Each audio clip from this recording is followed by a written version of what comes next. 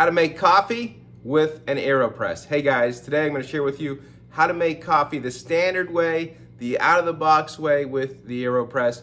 No tips, tricks, hacks, or any of that stuff. Just how you make a standard cup of coffee using an AeroPress. This channel is about coffee for everyday people. Hey guys, I'm Mike. Welcome to ESPRE Coffee.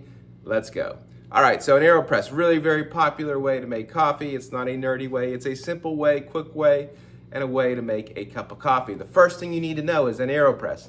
It only makes about 10 ounces of coffee. So if you like a lot of coffee, you have to make a few cups of this, or you'll have to try another method. Now to make coffee with an AeroPress, it's super simple. I'm gonna break it down. This is a new AeroPress out of the box. So there are 4, if you count the scoop, there's a stir, so 6 main components to this. But again, this is the quick way to make coffee with an AeroPress, basically the prescribed way. So this with the rubber on the bottom is called the plunger. This is the actual kind of AeroPress. This is the AeroPress cap, and then you need a filter. A lot of people have paper filters and you dispose of those, or you can use a metal filter like this, and we're gonna use a metal filter today. So how this works, pretty simple. You take your cap, you take your filter, whether it be a reusable or metal one, put it right here, and then you take your actual AeroPress here, and you just screw it on, it locks in. So there you go, the AeroPress is locked, and then now you take your plunger. Now to make the coffee, you actually need coffee and hot water, so you have to boil hot water. Another method, preferably in a tea kettle or commonly in a tea kettle. Again, I'm gonna make this coffee the simplest way possible, the way someone in a hurry to get out the door, but they want a good cup of coffee would make it. If you want to learn more about coffee, do deep dives, and maybe learn some details about different types of coffee beans, make sure you subscribe. All right, so 18 grams of coffee is what you use for an AeroPress. It's about this much. You don't even need a scale, although a scale is, I think a scale is a pretty good gift for a coffee lover. It comes with a scoop. All you need to do is put a heaping scoop of coffee into your AeroPress. I'll show you how. All right, so you take your filter side and you just put your 18 grams of coffee in. Now, the big key here, this is very important. There are a few very important things. Number one is the grind. On an AeroPress, it needs to be finer. If you can see my grinder over here, we'll just use this as a grinder. This is a scale of 1 to 10. You want to be on about a 3. It's going to be more fine than what you would for drip coffee. Actually, I'd make it between your espresso setting and your drip coffee setting. Put it midway through that. That's where I would start. You can play with the grind to get it right, but that's where I would go. And then you just kind of knock it to get it nice and flat in there, so you have your 18 grams of more finely ground coffee. And finely ground is the key here with the AeroPress, because it needs to create resistance, so that's why you need to go finer.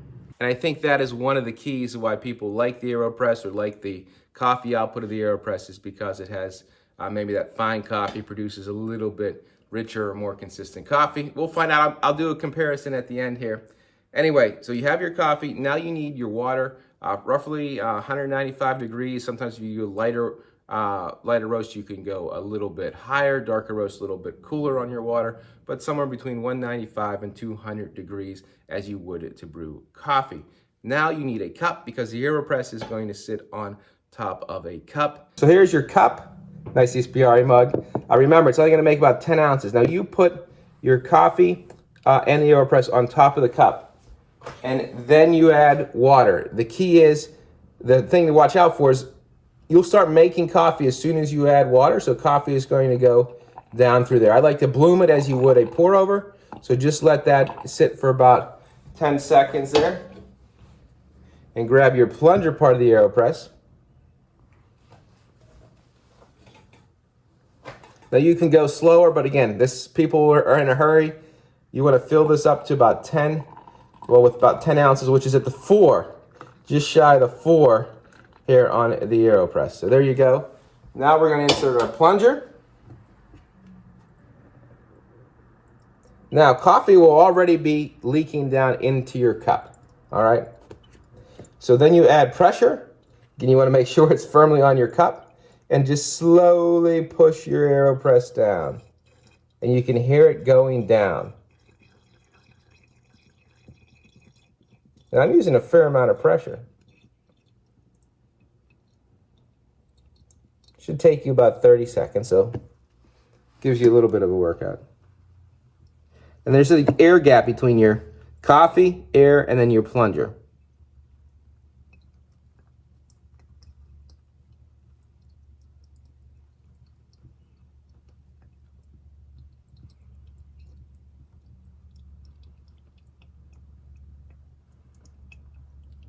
And when all your water's out, you're gonna hear it make a hissing noise.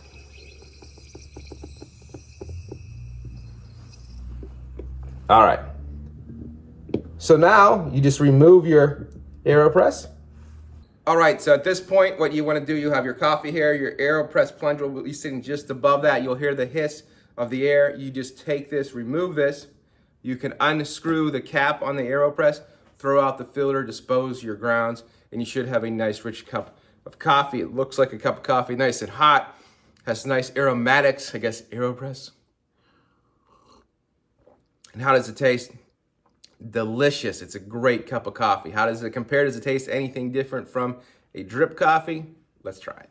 The benefit of an AeroPress is you can try different things. You can try different coffees, and it only makes a single cup. It's great for someone who just wants a little bit of coffee, even as an afternoon way to make coffee if you just want one cup. And again, you can experiment with grind size and the amount of coffee and roast levels, and you can try a variety of different things.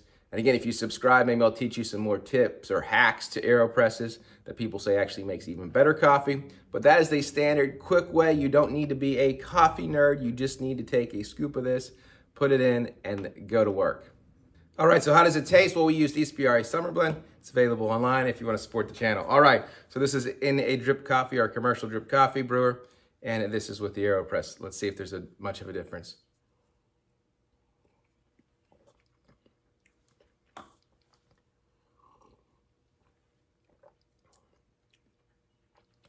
There is a slight difference with the AeroPress, and it's very slight, and I have a refined palate because I try hundreds of coffees every year. So I do think there's a slight difference, maybe because this is just a little bit cooler.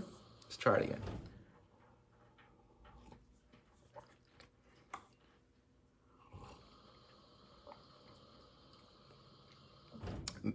A little less acidic, I would say, because this is Summer Blend, a lighter coffee, a little bit more acidic tones to it. Little smoother with the AeroPress. Surprisingly, I wasn't expecting it. I thought it might be the same, but that's just my opinion. Try one at home. Again, these are pretty cheap things to get. They're a great way to make a cup of coffee, particularly if you're in a hurry. And any coffee lover, I'm sure, would enjoy one. All right, guys, thanks for watching. Want to learn more, make sure you subscribe. We'll talk to you soon. Enjoy.